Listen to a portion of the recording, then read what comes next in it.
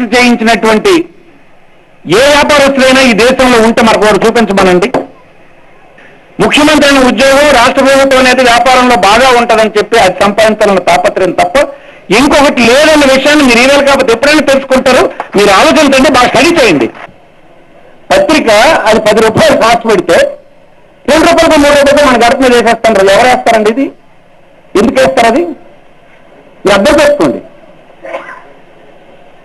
దాని వెనుక ఒక పెట్టుబడిదారు లక్ష్యం, రాష్ట్ర ప్రభుత్వంలో ముఖ్యమంత్రి అవ్వాలన్నటువంటి ఒక పెట్టుబడిదారి తాలూగా లక్ష్యం, ఈ రాష్ట్ర ప్రభుత్వాన్ని నడపడం అనేటువంటి ఒక వ్యాపారం కోసం చేస్తున్నటువంటి పెట్టుబడి.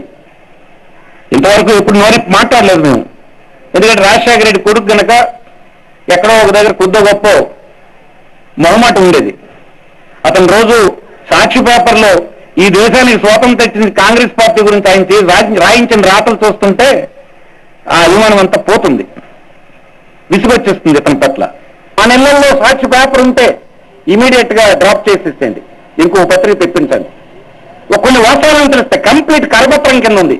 మీరు ఇన్ఛార్జీలు, బూత్ కోఆర్డినేటర్స్ మీ గ్రామాల్లో ఎన్ని పేపర్లు వస్తున్నాయి, సాక్షి ఎన్ని పేపర్లు వస్తుంది, వచ్చినటువంటి పేపర్లని మానిపించే కార్యక్రమం చేసి ఇతర పేపర్లు, జ్యోతి పేపర్ ఇంకొకటి ఈనాడు ఇంకొకటి వేయించండి తప్ప సాక్షి పేపర్ వద్దామది మీరు పని పెట్టుకుని ఎవరెన్ని మానిపించారన్నది కూడా మళ్ళీ మీరు ఎంత కృషి చేసి ఒక పేపర్ మానిపిస్తే మనం ఎంతో పని చేయించినట్లు లెక్క.